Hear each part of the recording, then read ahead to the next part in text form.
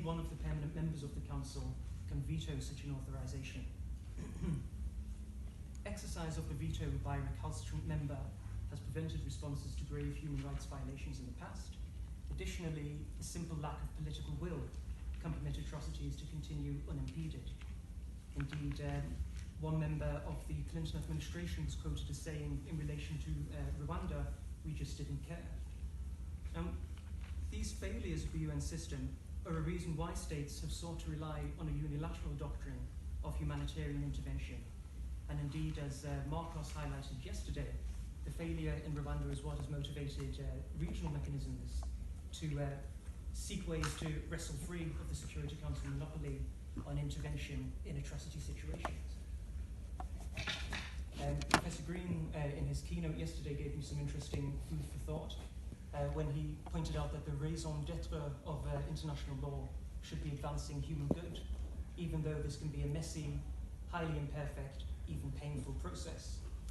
Indeed, the evolution of international human rights law marks a complete sea change in the principles on which international law is based, away from a focus on the state and the inviolability of domestic jurisdiction to a focus on the rights of individuals and on international law as a tool to serve human interests.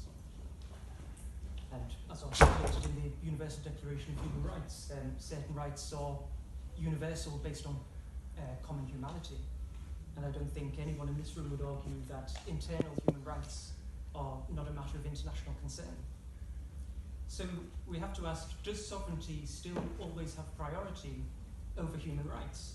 And is it consistent with the modern human rights framework to say that a Security Council veto would let an atrocity such as the Holocaust continue unimpeded?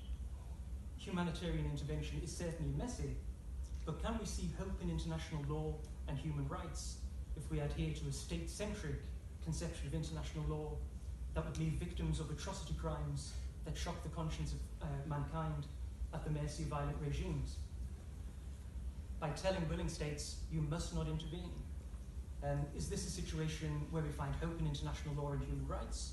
Or rather, as Professor Green said yesterday, should we be getting out our international law chisel and trying to revisit some of these fundamental conceptions of international law? And in that vein, I argue that unilateral humanitarian intervention can be reconciled with the UN Charter in a way that does not do violence to the language of the Charter.